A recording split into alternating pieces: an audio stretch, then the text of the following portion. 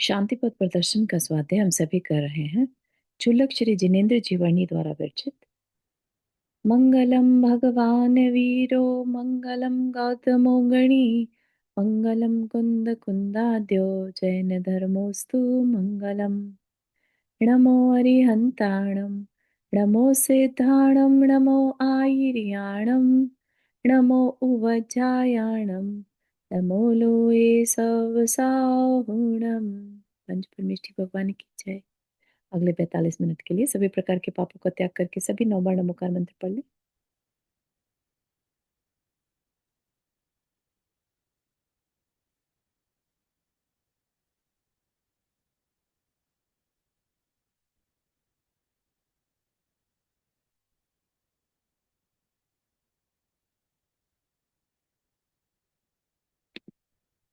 तो हम आज यहाँ पर ये देखेंगे एक बार फिर से इस पैराग्राफ को कर रहे हैं कि भगवान वीर महावीर का समय सभी को मालूम है, आज से 2600 साल पहले उनके द्वारा प्रतिपादित प्रस्तुत सात तत्व में जिसमें जीव अजीव आश्रव बंध संवर निर्जरा और मोक्ष है ना। और जो उसी समय पर बौद्ध भी हुए, बुद्ध हुए, है ना। बुद्ध जो थे महावीर भगवान के समकालीन थे। समकालीन मतलब सेम टाइम पर हुए। कई जगहों पर तो ऐसे भी लिखा आता है कि पहले उन्होंने जैन दीक्षा ही ली थी लेकिन उनसे नहीं निभा, तो उन्होंने अपना अलग मत चला दिया, है ना। तो बौद्ध दर्शन के चार आर्य सत्यों की भांति क्या है ये चार आर्य सत्य, मैंने इस पर थोड़ा सा रिसर्च किया था क्योंकि मैंने भी बौद्ध धर्म को बहुत ज्यादा तो नहीं पढ़ा है, थोड़ा बहुत ही पढ़ा था डिफरेंसेस। लेकिन तो क्या बताते हैं चार आर्य सत्य क्या है, यही सबसे बड़ी उनकी शिक्षा है। बेसिकली क्रक्स जिसे कहते हैं, सारे शास्त्रों का क्रक्स जो है वो भी दुख निवारण पर वर्क करते हैं। ठीक है, कि दुख होता है ये उनका पहला सत्य है। ठीक है, दुख है, अलग अलग तरह के दुख हैं संसार में। जन्मने का दुख है, बुढ़ापे का दुख है, बीमारी का दुख है, मरने का दुख है, प्रिय का बिछुड़ने का दुख है और अप्रिय का मिलने का दुख है। फिर इच्छाओं का पूरा ना होना दुख है। तो दुख है, उसको एक्सेप्ट करना। फिर अगर दुख है तो उसका कोई कारण भी है। ठीक, तो उन्होंने भी वही चीज निकाली कि ठीक है, इच्छाएं जो हैं वो हमारे दुख का कारण है। इच्छाओं के कारण हमें दुख होता है। इसका नाश कैसे होगा, दुख से कैसे बचेंगे? जब दुख का अंत होगा तो हमारा निर्वाण हो जाएगा। वहां पर जैसे अपने में क्या है कि मरण होगा तो अगला भव मिलेगा, ठीक है ना। यहाँ पर क्या है, अगला भव में विश्वास नहीं रहता, तृष्णा, इच्छाएं खत्म तो निर्वाण की प्राप्ति, इच्छाएं खत्म तो दुख की अंत, दुख का अंत, और दुख का अंत हो गया तो तुम्हारा निर्वाण कहलाता है। ठीक है, तो ये चीज। और दुख उससे बचने का रास्ता क्या है, तो जो भी उनके तरीके हैं कि हमें कैसा संकल्प करना, कैसा बोलना, कैसा काम करना, कैसी आजीविका चलाना, है ना। तो ये सब क्या है, उनके दुख के निरोध करने के रास्ते हैं। जैसे अपने में वर्ड यूज करते हैं आश्रव को रोकना या संवर निर्जरा करना, तो ऐसे ही उनके भी रास्ते हैं। ठीक है, तो इतना होने के बाद उसमें क्या निकल के आता है कि कहीं पर भी आत्मा की चर्चा नहीं है। ठीक है, तो कह रहे हैं कि इसमें सिर्फ व्यक्ति के पतन तथा उत्थान के सिद्धांतों का दिग्दर्शन कराया गया, अन्य कुछ नहीं। पतन और उत्थान, कि इंसान का दुख कैसे होता है और उसको दुख दूर कैसे होता है। ठीक, व्यक्ति के जीवन उत्थान के क्षेत्र में इतना मात्र ही पर्याप्त है। प्रसंगवश कहीं कहीं पर उदित होने वाली आत्मा परमात्मा विषयक जटिल तात्विक चर्चाओं का दोनों ही महापुरुषों ने जिस किस प्रकार वारण करने का प्रयत्न किया, ये यहाँ पर कहना चाह रहे हैं कि महावीर स्वामी ने भी जितनी जरूरत थी उस समय के लोगों में, जितनी बुद्धि थी, जितनी क्षमता थी, पंचम काल आ रहा है, राइट, तो उनके जीवन के लिए उपयोगी चर्चाएं उनको दे दी। ऐसा नहीं है कि उसमें आत्मा की चर्चा नहीं थी, आत्मा की भी चर्चा थी। और बुद्ध से अगर ये पूछते आत्मा के बारे में तो कि किसने देखा आत्मा परमात्मा, है ना। ऐसी चर्चाओं को छोड़कर जीवन उपयोगी चर्चाएं करने में ही कल्याण है। फ्यूचर का, अगले भव का मत सोचो, जो है वो अभी है। अभी का जीवन कैसे चलाना उस पर बात करो, अपने अभी के दुख को कैसे दूर करना उस पर बात करो, बस। ठीक। इसलिए बौद्ध दर्शन आगे चलकर नास्तिक तथा अनात्मवादी प्रसिद्ध हो गया। नास्तिक मतलब जो ईश्वर को ना माने, है ना। बौद्ध धर्म कहते हैं ईश्वर कुछ नहीं होता। जैसे जैन दर्शन भी हिंदू धर्म, सनातन धर्म के अकॉर्डिंगली नास्तिक होता है, क्योंकि ईश्वर के अस्तित्व को नहीं मानता। ठीक है। तथा अनात्मवादी, अन आत्मा, आत्मा का न होना, ऐसा। दूसरी ओर भगवान वीर इतना शुष्क उत्तर ना देकर एक ऐसी प्रेममयी पद्धति का प्रयोग करते थे जिससे प्रश्नकर्ता भी संतुष्ट हो जाता था और प्रश्न का वारण भी सहज हो जाता था। कि अगर आप किसी को कहो कि हाँ भाई बात तो तुम सही कह रहे हो, तुम्हारी दृष्टि से बिल्कुल सही कह रहे हो, तुम्हारे पर्सपेक्टिव से, है ना, तो ऐसे में कभी झगड़ा हो ही नहीं सकता। तुम जो कह रहे हो ना तुम्हारी दृष्टि से बिल्कुल ठीक है, अपनी जगह तुम बिल्कुल ठीक हो। ठीक है ना। मेरा पॉइंट ऑफ व्यू तो ये है। अगर ऐसे कोई बोले तो किसी का अहंकार इसमें आड़े नहीं आता, सब एक्सेप्ट कर लेते हैं उस चीज को। ठीक है ना। और यहाँ पर झगड़ा कब होता है, जब दूसरे की पॉइंट ऑफ व्यू को कोई महत्ता, कोई वैलिडेशन नहीं दिया जाता, है ना। उसको राइट अवे कि नहीं नहीं ये तो गलत है, ये तो बिल्कुल गलत कह रहे हो तुम, ऐसे कैसे कह सकते हो, है ना। क्यों नहीं कह सकता, उसकी भूमिका में रखकर देखो ना। एक माँ और बच्चे के संवाद को ही देख लो। एक बच्चे की अपेक्षा वो बच्चा जो कह रहा है वो सही कह रहा है, और माँ जो कह रही है वो भी अपनी जगह पर सही कह रही है। ठीक है ना। लेकिन माँ अगर बच्चे की बात को बच्चे की तरह से ना समझे तो उसको उस पर गुस्सा आ सकता है। ठीक है ना। तो इस तरीके से जब हम दूसरे की दृष्टि को नहीं समझते तो झगड़े होने के चांसेस होते ही होते हैं। ठीक। इसीलिए जो महावीर स्वामी का स्यादवाद, यानी अलग अलग पक्षों से, दृष्टि से, स्याद मतलब दृष्टि, ठीक है ना, स्यादवाद कहना, सबकी अपनी अपनी दृष्टि से जो वचन कहे जाते हैं वो किसी न किसी दृष्टि से सही है। तो कह रहे हैं दर्शन शास्त्र का विषय भूत सत्य अनंत है। सत्य अनंत कैसे हो गया, सत्य तो हम सोचे कि एक ही होता है ना। ऐसा नहीं। सत्य का मतलब जितना अंश सही है उतना तो सत्य मानेंगे ना। ठीक है ना। जैसे एक एप्पल एक तरफ से पीला है और एक तरफ से लाल है, तो जिधर से पीला है तो वो वहां से पीला सत्य है, और इधर से जो देख रहा है वो लाल को भी कहेगा सत्य है। दोनों सत्य है क्या, नहीं, अलग अलग दृष्टि से दोनों सही है ना। तो सत्य अनंत है जिसे बुद्धि की संकीर्ण सीमाओं में बद्ध नहीं किया जा सकता। किसी भी एक बुद्धि से आशा करना कि वह उसका पूर्ण दर्शन कर लेगी दुराशा है। ठीक है। एक सिंगल पर्सन जब तक कि केवल ज्ञान ना हो, कोई भी पूरी तरह से सत्य को नहीं जान सकता। ठीक है। और ऐसा होना पॉसिबल है, ये दुराशा है, मतलब बेकार की एक्सपेक्टेशन है। अनादिकाल से आज तक ऋषि जन तथा मनीष जन उसका अन्वेषण करते आ रहे हैं। किसका, इसी सत्य का। ठीक है।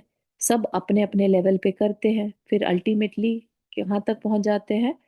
अगर वो जैन दर्शन को मानेंगे तो केवल ज्ञान तक पहुंच जाएंगे, और बुद्ध को मानेंगे तो निर्वाण तक पहुंच जाएंगे, है ना। जिसने जिस प्रैक्टिस को फॉलो किया है वो वैसा वैसा पहुंचता है। ठीक है। केवल ज्ञान तक पहुंच गए तो डेफिनेटली सत्य को पहचान ही लेंगे, परंतु न आज तक उसका अंत आया है और न आएगा। इसलिए दर्शनों की संख्या निर्धारित की जानी संभव नहीं है। क्यों, क्योंकि जितने भी लोग होते हैं सब अपने अपने लेवल पर सत्य की खोज करते हैं, और लोग अनंत हैं तो सत्य भी अनंत है, उस अपेक्षा से कह रहे हैं। ठीक। अब कोई उस सत्य को कैसे प्रेजेंट करता है, कोई कैसे प्रेजेंट करता है। कोई कहता है उसमें विभुत्व है, विभुत्व मतलब ईश्वर को एक विभू होता है ना, कि कोई एक व्यक्ति विशेष, ठीक है, विभुत्व का दर्शन करता है कोई प्रभुत्व का, कि किसी में इतनी बड़प्पन है, इतना बड़ा हो चुका है कि उसमें प्रभुत्व आ गया है।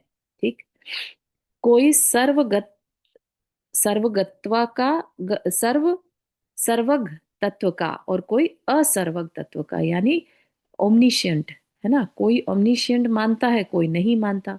कोई समष्टि का, यानी कंप्लीट जितना भी दिख रहा है, और कोई व्यष्टि, व्यष्टि मतलब पर्सनल, किसी एक व्यक्ति विशेष को लेकर। कोई एकत्व का, कोई अनेकत्व का, कोई नित्यत्व का और कोई अनित्यत्व का, कोई चेतनत्व का और कोई जड़त्व का, कोई द्वैत का और कोई अद्वैत का।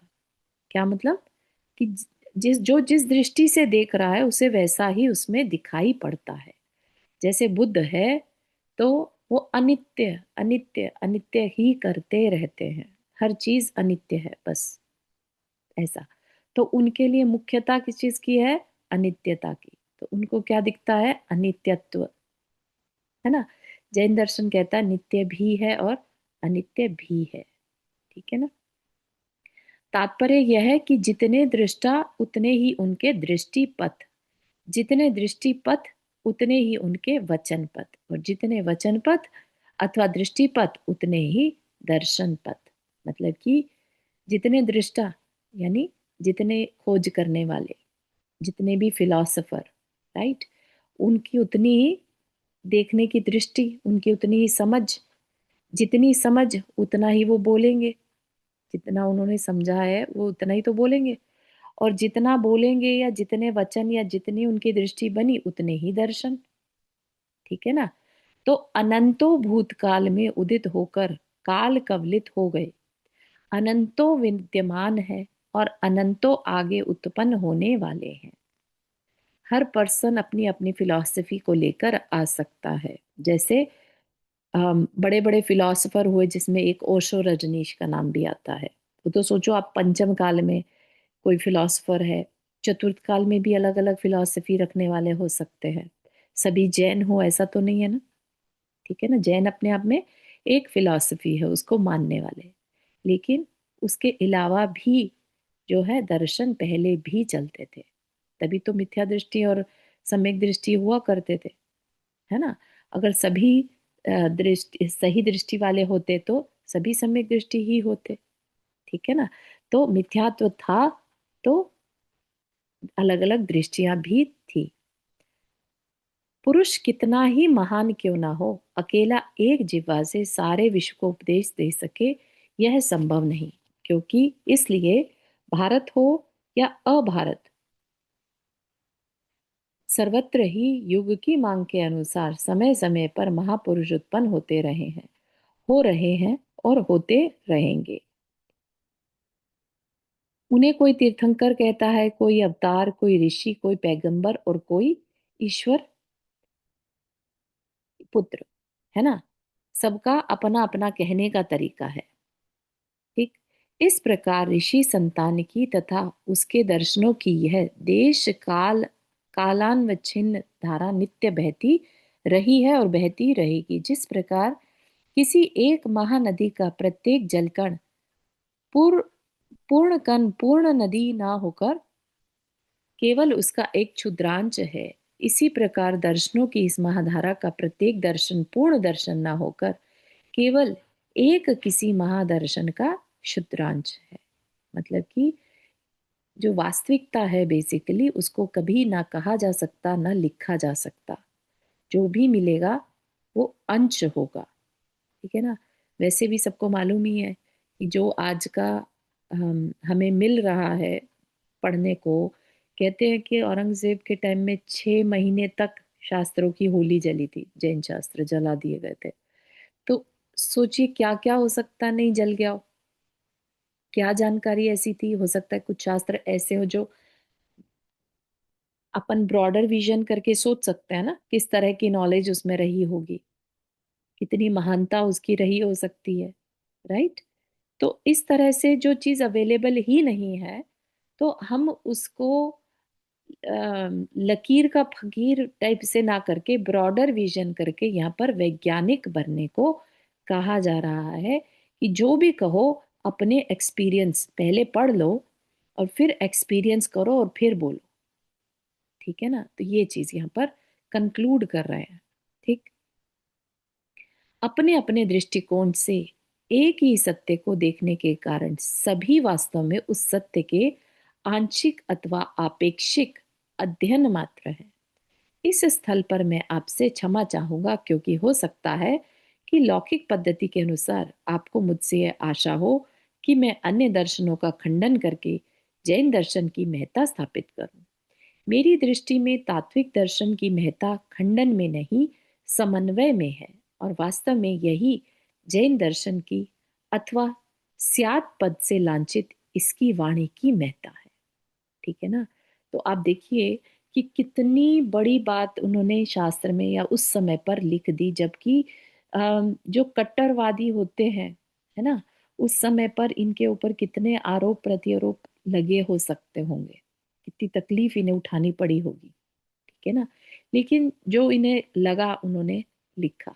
ठीक है ना, आगे कह रहे हैं, राणा जीवा राणा कम्मम राणा विहम हवे लद्दी लम्हा वीण विवादम सग पर सम एई वज्जिज्जा। ठीक है, क्या कह रहे हैं, राणा जीवा नाना प्रकार के जीव, राणा कम्मम नाना प्रकार के कर्म, राणा विहम हवे लब्धि नाना प्रकार की लब्धियां होती हैं। इसलिए, है ना, कोई स्वधर्मी हो या परधर्मी, किसी के साथ वचन विवाद करना उचित नहीं है। क्यों? क्योंकि डिफरेंट बैकग्राउंड से लोग आ रहे हैं, उनकी अपनी सोच है, छोटी है बड़ी है, हम क्यों किसी को जज करें, ऐसा कह रहे हैं। ठीक है, निसंदेह जैन दर्शन ने जगत को अनेकों बहुमूल्य रत्न प्रदान किए हैं, जिनके लिए जगत सदा इनका ऋणी रहेगा। परंतु स्यादवादी होने के नाते इसके अनुसंधान का द्वार बंद नहीं हो गया है। आओ स्वतंत्र संधान के, संधान मतलब खोज, आओ स्वतंत्र संधान के निष्पक्ष वैज्ञानिक क्षेत्र में प्रवेश करके स्यादवाद का गौरव बढ़ाएं। इसे जगत को अभी बहुत कुछ देना है ना। वो अलग बात है कि आज जैनी ही जैनियों से लड़ रहे हैं। जैन धर्म का जितना ह्रास हुआ है उतना शायद ही किसी और दर्शन का हुआ होगा, है ना, क्योंकि आज सबके ईगोज जो है वो क्लैश कर रहे हैं बहुत जबरदस्त तरीके से। तो बहुत तेजी से जैन धर्म का ह्रास हो रहा है। उम्मीद पर दुनिया कायम है वो अलग बात है, लेकिन हमें इस तरह के विशाल हृदय वाले, विशाल सोच वाले लोगों की जरूरत है ना। अन्य दर्शनों के प्रति देखस का भाव छोड़कर यह देखने का प्रयत्न करें कि उन्होंने किस दृष्टिकोण से उस सत्य को परखा है। यही है जैन दर्शन की पूर्णता और इसके प्रतिपादित महर्षियों की सर्वज्ञता। तनिक विचारिए तो सही कि जितना कुछ आप विभिन्न विषयों के संबंध में जानते हैं, क्या उसका उतना सब आप लिख सकते हैं या कहकर बता सकते हैं? भले ही सर्वज्ञ ने सब कुछ जान लिया हो, परंतु उनके लिए भी क्या यह संभव है कि जितना कुछ उन्होंने जाना वह सब कहकर बता दे, है ना। मतलब कि सर्वज्ञ ने तो हर जीव की पास्ट फॉरवर्ड जितनी भी अनादि काल की पर्यायें हैं सबको एक साथ जान लिया, राइट। लेकिन अब ये तो सिर्फ एक जीव की पर्यायों के बारे में है, और पता नहीं कितनी डिटेलिंग जानी होगी, राइट। तो जितना जाना उतना लिखना आसान या पॉसिबल नहीं है। ठीक है ना। पन्न वणिज्जा भावा अनंत भागो तू अणभि लप्पाणम पन्न वणिज्जाणम पुन अनंत भागो सुदणी बुद्धो, सुदणी बद्धो। ठीक है, क्या कह रहे हैं, जाननीय भावों का अनंत बहुभाग तो अनभिलाप्य अर्थात न कहा जाने योग्य ही रह जाता है। ठीक है, बहुत सी चीजें ऐसी हैं जैसे कि बहुत बताया गया था, किसी फल का स्वाद, ठीक है, इवन एक एप्पल का स्वाद कोई मुंह से नहीं बता पाएगा कि वो कैसा टेस्ट है। कंपैरिजन भले ही कर ले लेकिन वो बता नहीं सकता, है ना। तो उसकी अपनी एक लिमिटेशन है, ठीक है ना। तो आप सोचिए कि कितनी ऐसी बातें होंगी जिनकी अपनी एक लिमिटेशन है, कि उनको लिख कर नहीं बताया जा सकता। डिफरेंट डिफरेंट भाव ही हैं जैसे, उनको भी लिख कर नहीं बताया जा सकता, है ना। केवल उसका अनंतवा भाग ही कहा जाने योग्य हो पाता है, और उसका भी केवल अनंतवा भाग ग्रंथों में निबद्ध हो पाता है। और जितना कुछ निबद्ध हो पाया है उसका असंख्यातवां भाग भी आज उपलब्ध नहीं है। ग्रंथ या आगम के इतने मात्र उपलब्ध अंश पर से कौन यह कहने का साहस कर सकता है कि जितना कुछ उपलब्ध जैन शास्त्रों में लिखा है उतना कुछ ही जानना सत्य है, उससे अधिक नहीं। इसका अर्थ यह होगा कि सर्वज्ञ इतना ही जानते थे, इससे अधिक नहीं, है ना। ये बात तो गलत हो जाएगा ना हमें कहना कि यते सर्वज्ञ इतना ही जानते थे। सर्वज्ञ तो बहुत कुछ जानते थे लेकिन हमारे को आज अवेलेबल नहीं है। बहुत संभव है कि जिन जाननीय अथवा प्रज्ञापनीय तथ्यों का उल्लेख आज अन्य दर्शनों में उपलब्ध है उन्हीं का प्रतिपादन किसी इतिहासातीत काल में जैन ऋषियों ने अथवा भगवान वीर से पूर्ववर्ती किन्हीं तीर्थंकरों ने भी किसी न किसी रूप में किया हो, और आज वह हमें उपलब्ध नहीं हो रहा हो। धवला ग्रंथ, धवला ग्रंथ जो है षडखंडागम का जो अनुवाद कहते हैं ना, जिसे टीका, है ना। तो वो धवला ग्रंथ में अनेकों ऐसे तथ्य प्राप्त होते हैं जिन्हें इसके प्रकाश में आने से पहले कोई सुनने तक को तैयार नहीं था। समय सार का प्रचार होने से पहले कौन पुण्य को पाप के समान और संयम तप त्याग आदि को विष कुंभ कहने का साहस कर सकता था, है ना। तो इस तरह से हम ये देख पा रहे हैं कि अपने को खुद वैज्ञानिक बनना होगा। किसी को भी हम ब्लाइंडली फॉलो नहीं कर सकते, क्योंकि जो दर्शन है वो हर एक का अपना अपना पर्सपेक्टिव है, ठीक है। जैन दर्शन भी किसी का पर्सपेक्टिव है, तो हम उसी को ब्लाइंडली फॉलो करें, या एक बार को तो हम उस पर दृढ़ श्रद्धा करें लेकिन आगे चलकर फिर अपने खुद के एक्सपीरियंस से उसको फर्दर फॉलो करें, ठीक। निष्पक्ष तथा विशाल दृष्टि से संपन्न महर्षिजन ही ऐसा घोष करने के लिए समर्थ हो सकते हैं कि स्वभाववाद, आत्मवाद, कालवाद, ईश्वरवाद, वाद मतलब कहना, ठीक है, जो ऐसा कहता है। स्वभाववाद जो स्वभाव की ही चर्चा करे, आत्मवाद जो उसी की मुख्यता रखे, आत्मा की ही मुख्यता रखे, कालवाद जो काल की ही मुख्यता रखे, उसी को सब कुछ माने, ईश्वरवाद जो ईश्वर को सब कुछ माने, संयोगवाद जो निमित्तों को ही सब कुछ माने, पुरुषार्थवाद जो पुरुषार्थ को ही सब कुछ माने, है ना। निमित्त कुछ होते हैं उसको ठुकरा दे। नियतिवाद जो भाग्य को सब माने, नियति ही सब कुछ है, डेस्टिनेशन। दैववाद ये भी जो है भाग्य को ही कहा जाता है। अद्वैतवाद कि कुछ भी दो नहीं है, सब एक ही है। नित्यवाद, अनित्यवाद, एक तत्ववाद, अनेक तत्ववाद आदि जितने कुछ भी वचनवाद आज तक दार्शनिक अथवा व्यवहारिक क्षेत्र में प्रसिद्ध हो चुके हैं अथवा आगे होने वाले हैं, वे सभी पूर्ण सत्य न होकर एकांगी सत्य हैं, मतलब कि पक्ष पार्शियल है, ठीक है। अतः अपनी रुचि के अनुसार किसी एक दो वादों को स्वीकार करके अन्य वादों का लोप करने वाले पक्षपाती के सर्ववचन परस्पर निरपेक्ष हो जाने के कारण मिथ्या हो जाते हैं। और क्या कह रहे हैं कि अगर हमने किसी एक या दो को तो कह दिया हाँ ये तो ठीक है, ये तो होता है ना, और बाकियों को कह दे कि नहीं नहीं ये नहीं होता, जबकि वो किसी अपेक्षा से ठीक है, तो अगर हम उसको पूरी तरह से ठुकरा देते हैं, ठीक है, उसको ठीक है माने थोड़ी किसी अपेक्षा से तब तो ठीक है, लेकिन अगर पूरी तरह से ठुकरा देते हैं तो हम यानी मिथ्यावादी कहलाएंगे, क्योंकि किसी अपेक्षा से उसमें भी सत्य का अंश था, ठीक है ना। तो परस्पर निरपेक्ष, सापेक्ष हो तो रिलेटिव हो तो ठीक है, निरपेक्ष मतलब बिल्कुल ठुकरा देना, मिथ्या हो जाते हैं। तथा यथा देश यथा काल व यथा भाव, एक दो वादों का कथन करते हुए साथ साथ स्यात् पद के द्वारा, स्यात् पद मतलब किसी अपेक्षा से, अन्य वादों का संग्रह करने वाले, मतलब सबको साथ में लेकर चलने वाले सर्ववचन परस्पर सापेक्ष होने के कारण सम्यक हो जाते हैं। ये बात पहले भी वैसे बताई गई थी, है ना, जहां पर सांप्रदायिक श्रद्धा की बात बताई थी।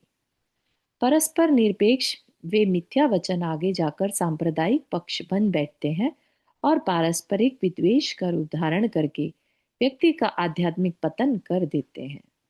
है ना, आज जितने ज्यादा झगड़े धर्म के नाम पर होते हैं, शायद ही किसी और रीजन से होते हों, क्योंकि सबका अहंकार, धर्म गुरुओं का अहंकार कहता है कि नहीं, जो हमने जो कह दिया, जैसा कह दिया वैसा मानो, है ना, नहीं माने तो मार दो उसे, खत्म कर दो उसे, ठीक है ना, या उसका बायकॉट कर दो, उसको मानो ही मत अपने में।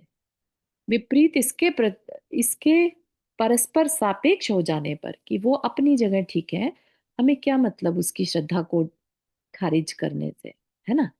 तो कह रहे हैं कि परस्पर सापेक्ष हो जाने पर वे ही वचन संप्रदायवाद से ऊपर उठ जाते हैं और पारस्परिक प्रेम का रूप धारण करके व्यक्ति का आध्यात्मिक उत्थान करते हैं, है ना। अब मुसलमान अगर रात में उठकर खाते हैं और जैनी दिन में खाते हैं, ठीक है ना, तो अब इसका ये मतलब थोड़ा ना जैनी हर टाइम बस मुसलमानों को कोसते रहे कि कैसी जीव है, कैसी जाति है, ये है वो है। भी ठीक है, उनकी सोच उनके लिए है, उनका जैसा सोच होगा वैसा उनका परिणमन होगा, ठीक है ना। तो इसलिए कहा कि तुम तो ह्यूमैनिटी रखो, पारस्परिक प्रेम का रूप धारण करके व्यक्ति का आध्यात्मिक उत्थान कर पाते हैं। ठीक।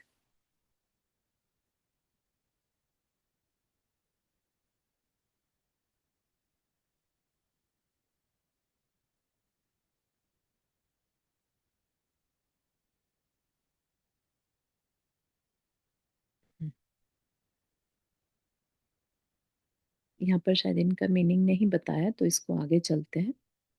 जैन तथा अजैन दर्शनों में यही अंतर है।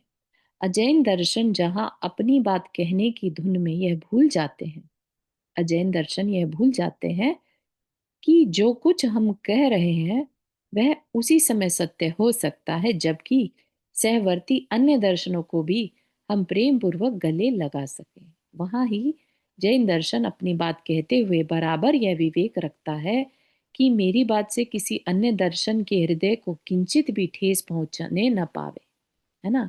अपने हर पक्ष में या वचन के साथ क्या कहता है, कथनचित, कथनचित मतलब थोड़ा बहुत या ऐसा भी, किसी अपेक्षा से, है ना। तो वो ऐसे पद का प्रयोग करके वह बराबर अन्य दृष्टियों अथवा दर्शनों का संग्रह करता रहता है। क्यों करता होगा ऐसा? क्योंकि जैन धर्म का सबसे जो मौलिक जो सूत्र है वो है अहिंसा परमो धर्म। अब अगर बोलने में ही, हमारे वचनों में ही दूसरे को ठेस पहुंच जाए, तो फिर वो अहिंसा कहाँ रही, है ना।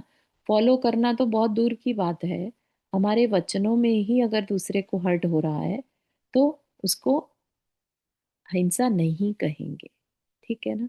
तो हमें अगर वाकई में जैन बनना है तो हमें अहिंसा को डीपली समझना होगा, किस लेवल तक जाकर हमें अहिंसा को मन वचन काय से, कृत कारित अनुमोदना से, है ना, मन वचन काय से फॉलो करना है, ठीक है ना।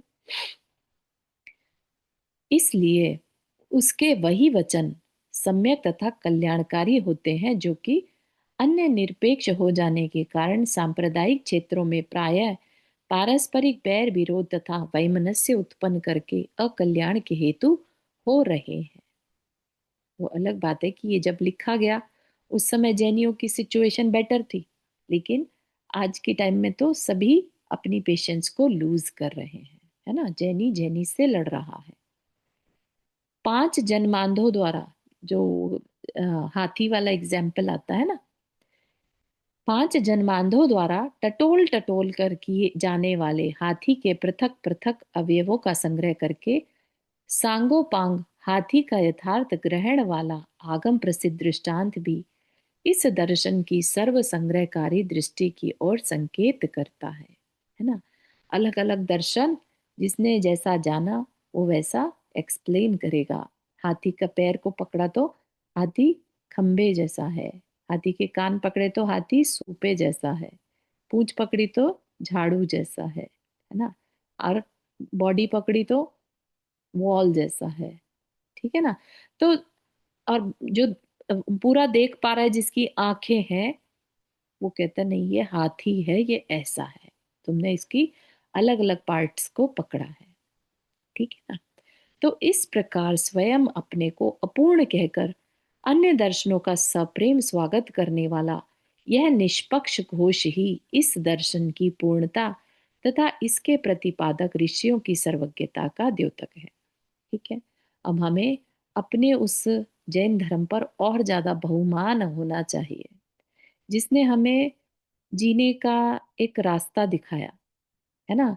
कितनी भी कठिन परिस्थिति हो, रिश्तों से ही सबसे ज्यादा दिक्कत होती है इंसान को, है ना। अगर हम दूसरे के पर्सपेक्टिव को देखने की पेशेंस ले आए तो झगड़ा होने के चांसेस बहुत लेवल पर कम हो जाते हैं। ठीक है ना। थोड़े बहुत फिर भी होंगे अपने ईगो के कारण, लेकिन काफी लेवल तक कम हो जाते हैं। ठीक है। तो कह रहे हैं कूप मंडूक न बनिए। कूप मंडूक मतलब कुएं का मेंढक। कुएं का मेंढक क्या करता है, वो उतनी ही लिमिट समझता है कि यही सत्य है। जितना कुएं का घेरा है ना, यही दुनिया है, यही संसार है। ठीक है। तो कह रहे हैं तनिक इस कुएं से बाहर आइए और देखिए शुचि हंस वाहिनी। शुचि हंस मतलब सफेद हंस पर बैठी स्यात वीणा वादिनी माँ सरस्वती, जिनके हाथ में स्यात वीणा मतलब पर्सपेक्टिव वाली वीणा है उनके हाथ में। ऐसा स्यात वाणी को बोलने वाली माँ सरस्वती के प्रेम पूर्ण हृदय की विशालता तथा उसकी गोद की व्यापकता, जिसमें समान स्थान प्राप्त है सब दर्शनों को, सब धर्मों को और सर्व संप्रदायों को सहोदर भाइयों की भांति, है ना। अब अगर सरदार जो है वो सेवा करते हैं, उनका वही मुख्यता है, गुरु को मानते हैं, वो उनकी मुख्यता है। ठीक है ना। अब हम उसमें कमी निकालना चाहें तो कमी निकाल लें, और अगर हम उसी की उनसे कुछ सीखना चाहें तो सीख लें। ठीक है ना। तो क्यों ना हो, उसी की तो संतान है यह सब। ज्ञान जननी माँ सरस्वती की देखो किस प्रकार गले से लगाती है वह सबको, किस प्रकार प्यार करती है वह सबको, किस प्रकार स्नान स्तन पान कराती है वह सबको, किस प्रकार अपनी गोद में बैठाती है वह सबको, किस प्रकार परस्पर में लड़ने से बचाती है वह सबको। कौन कर सकता है स्यादवाद की इस विशाल हृदयता का गान एक जिह्वा से। भगवान भगवान अनंत भी थककर चुप रह गए, जहां ऋषियों ने भी प्रसन्न कर लिया अपने चित्त को, यह कहकर कि जिस प्रकार सागर में अनेक नदियां देखी जा सकती हैं, परंतु किसी भी एक नदी में सागर नहीं देखा जा सकता, है ना। सागर में अनेक नदियां दिखती हैं, लेकिन नदी में सागर नहीं दिखता। उसी प्रकार हे सर्वज्ञ, आपके दर्शन में सर्व दर्शन देखे जा सकते हैं, परंतु किसी भी एक दर्शन में आपका दर्शन नहीं देखा जा सकता। जरा विचारिए कि कौन से जैन दर्शन की बात है यह। क्या केवल सप्त तत्व प्रधान जैन दर्शन की, या स्यादवाद प्रधान जैन दर्शन की। जैन दर्शन की यह सर्व संग्रहकारी तथा सर्व समभावी दृष्टि ही है इसकी महानता, विशालता तथा सुहृदता। और यह ही है इस दर्शन की पूर्णता तथा इसके प्रतिपादकों की वह सर्वज्ञता, जिसके समक्ष सकल विश्व का मस्तक नत है। अतः वो मुमुक्षु आ, सकल पक्षपात का विष उगल कर आ, अन्य मतों का खंडन करने वाली अदेखस की बुद्धि का वमन करके आ, ज्ञान को सरल बनाकर आ, सत्य का पारखी बनकर आ, बुद्धि राज्य की बजाय हृदय राज्य का नागरिक बनकर आ। तात्विक जगत के इस खुले आकाश में, जहां न है जैन न अजैन, न हिंदू न मुस्लिम, न भारतीय न अभारती, जहां है केवल सत्य, खुला सत्य, जिसे पढ़ सकता हर कोई बच्चा व बूढ़ा, सधन व निर्धन, मूर्ख व विद्वान, जहां है सबकी दृष्टियों को या उनके अभिप्रायों को समझने की उदारता तथा उन्हें प्रेम पूर्वक गले लगाने की सुहृदयता। फिर देख इस सत्य का सुंदर रूप, इस अनंत का विस्मयकारी स्वरूप। देख देख देख केवल देख, बिना किसी प्रकार का विकल्प उत्पन्न करके देख, दूसरे को समझाने की बुद्धि तज कर देख। न है यहाँ मैं तू का भेद, न मेरे तेरे का भेद, न मत मतांतर का भेद, न ग्रहण त्याग का भेद। सब कुछ दृष्ट है यहाँ युगपत, समष्टि व्यष्टि, मतलब समग्र और एक, एक अनेक, विभु अविभु, द्वैत अद्वैत, नित्य अनित्य, सत असत, तत् अतत। कृत कृत्य हो जाएगा तू, सर्वज्ञ हो जाएगा तू। समता ही परमार्थ धर्म है और वही चारित्र है। समता मतलब वीतरागता, है ना, न तेरा न मेरा, न तू न मैं, क्योंकि कुछ रहे ही नहीं जाता। आत्मा का क्या कोई आकार है? कुछ भी नहीं है ना। तो सत्य तो वो सिर्फ और सिर्फ वो परम सत्ता है, तत्व है ना, वही सत्य है। उस तक पहुंचने के अलग अलग रास्ते हैं, ठीक है ना। तो समता ही परमार्थ धर्म है और वही चारित्र है। स्यादवाद के विशाल हृदय की शरण में आए बिना वह संभव नहीं। समता व उदारता का हेतु होने के कारण इसकी शरण में ही कल्याण है, इसकी शरण में ही कल्याण है। उपसंहार। जातिवाद तथा संप्रदायवाद की संकीर्ण गलियों से बाहर, तात्विक आकाश में, खुले वायुमंडल में, मानव को मैत्री, प्रमोद, कारुण्य व माध्यस्थता का पाठ पढ़ाने वाले तथा सबको गले लगाने वाले प्रेम मूर्ति महाभट्ट, है ना, उनको बस एक कविता के माध्यम से खत्म कर दिया। क्या है? हे भव्य मति वाले मन, तू तत्व तथा सत्य को भज और पक्ष को तज, क्योंकि घर में अथवा वन में इनके अतिरिक्त अन्य कोई ऐसी वस्तु नहीं जो मरण काल निकट आने पर तेरी रक्षा कर सके। कौन रक्षा करेगा? सत्य ही रक्षा कर सकता है। सत्य क्या है? जीव तत्व आत्मा। जो आत्मा की शरण लेगा वही मृत्यु को टाल सकता है ना। सिद्धों ने क्या किया? मृत्यु को टाल दिया, अब उनका मरण नहीं होता, है ना। तो जन्म मरण को वही टाल सकते हैं। हे भव्य, तू धन प्राप्ति की इच्छा को छोड़, अंतःकरण में तृष्णा रहित सद्बुद्धि जागृत कर। कर्मोदय वर्ष जो तथा जितना कुछ भी धन प्राप्त हो, उसी में चित्त का समाधान कर, है ना। कहते हैं ना, समय से पहले और किस्मत से ज्यादा किसी को नहीं मिलता, ठीक है ना। अलग अलग पर्सपेक्टिव को अपने को साथ में लेकर चलना चाहिए। अर्थ अनर्थ है, इसका सदा ध्यान रख। अर्थ मतलब पैसा। सचमुच उससे लेश मात्र भी सुख नहीं होता। धनी लोगों को अपने पुत्र से भी डर रहता है। इस संसार में सर्वत्र ऐसी ही रीति है। धन जन और यौवन का गर्व मत कर, क्षण मात्र में काल इन सबका हरण कर लेता है। इस अखिल मायामय प्रपंच को छोड़कर तू परम पद को जान तथा उसमें प्रवेश कर। मैं कौन तू कौन, है ना। मैं कौन तू कौन, कहाँ से आया, कौन मेरी माता कौन मेरा पिता, यह सब असार है। क्यों? क्योंकि पिछले भव में वही जो आज माता है वो हो सकता है पत्नी हो या कोई और रोल में हो, है ना। तो ये सब क्या है? असार है। ऐसा चिंतन कर। यह विश्व स्वप्न के समान है, इसे छोड़कर आत्मचिंतन कर। काम क्रोध लोभ मोह को छोड़कर मैं कौन हूं, इस प्रकार आत्मा के विषय में भावना कर। आत्मज्ञान से विहीन मूढ़ जन नरक में पड़े सड़ते हैं। शत्रु व मित्र में अथवा पुत्र व बंधु में जोड़ तोड़ करने का प्रयत्न मत कर। यदि शीघ्र तीर्थंकरत्व प्राप्त करना चाहता है तो सर्वत्र समता भावी बन, ठीक है। ये बहुत सुंदर सूत्र हैं। अगर किसी को याद करने हैं या और कुछ नहीं तो इसको प्रिंट करके सेव करके डेली इसको रीड कर सकते हैं। है ना, कि हमारा उद्देश्य क्या है, हमारी सोच क्या होनी चाहिए। सार आ गया इसमें सब। ठीक है। अब इसके बाद अगले हफ्ते से अपना साधना खंड शुरू होगा। ठीक है ना।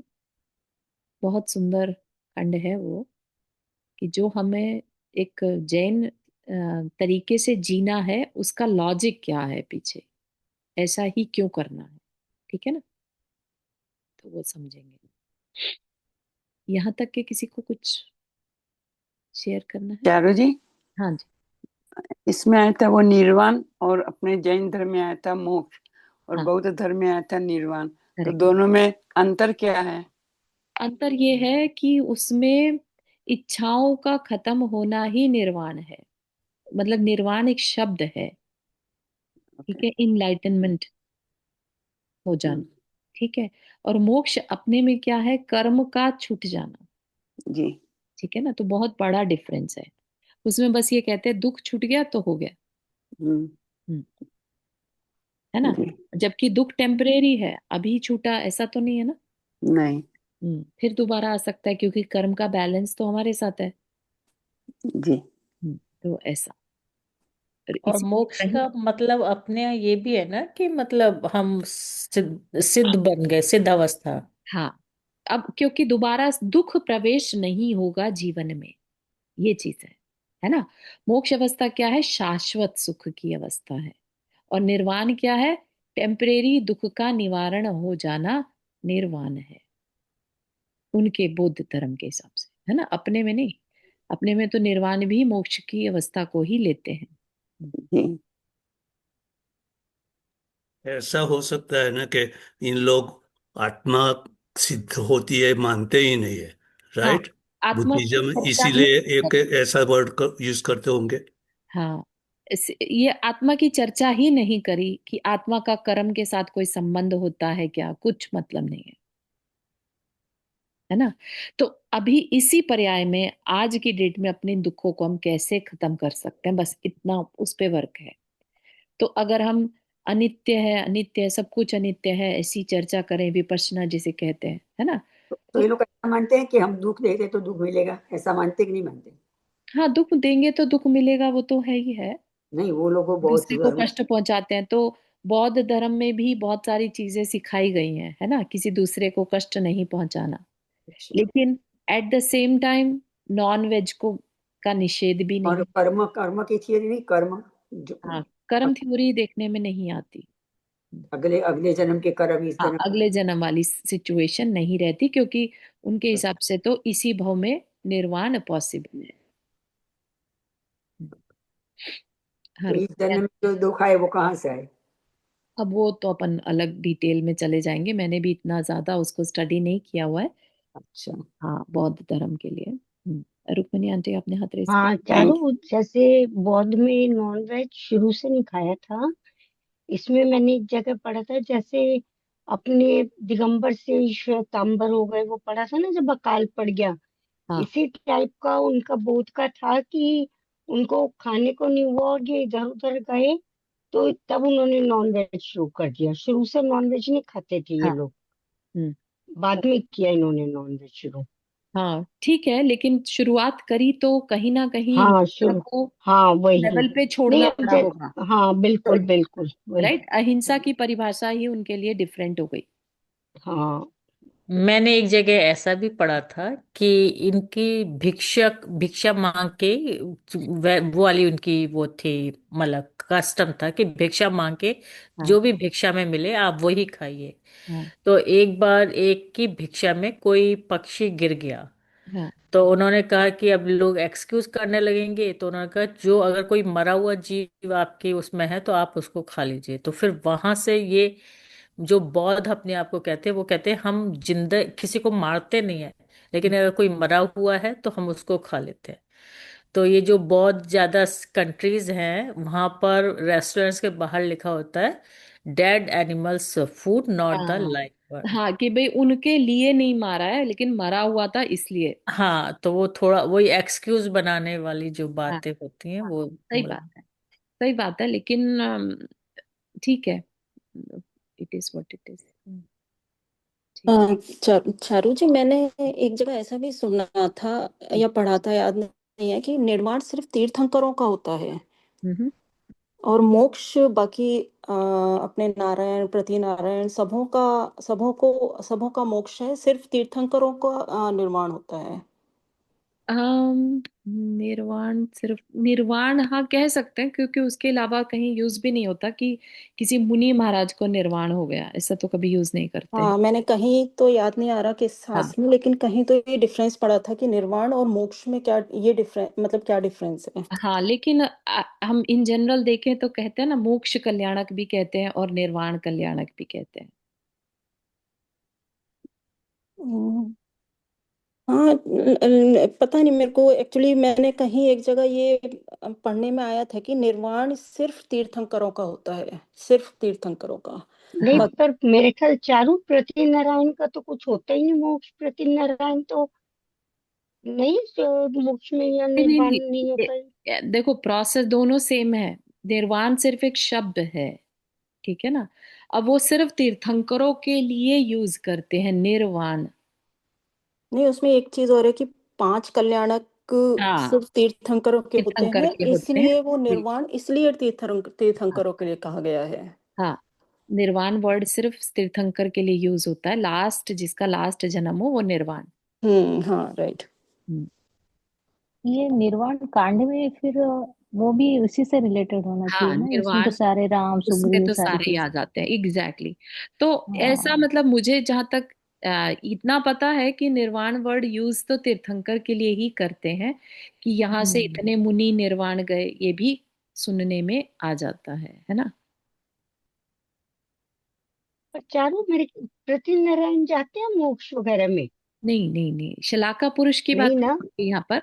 हाँ, हाँ हाँ हाँ। तीर्थंकर नहीं नहीं, मेरा जस्ट मेरे को नॉलेज के लिए कि नहीं प्रति जाते। नारायण तो कहते हैं ना कि एक बार की वो उसमें जाते ही नहीं। बिल्कुल ठीक बात है, प्रति नारायण नहीं जाता, नरक जाते हैं। चलिए, इतना ही रखते हैं, आगे से हम अब साधना खंड को शुरुआत करेंगे। जिनवानी स्तुति। जावाणी के ज्ञान से सूझे लोकालोक, सोवाणी मस्तक तरो सदा देत दो। हे जिनवानी भारती तो ही जपो दिन रैन, जो तेरा शरण आ गए सो पावे सुख चैन। नौ बड़े मुकरम।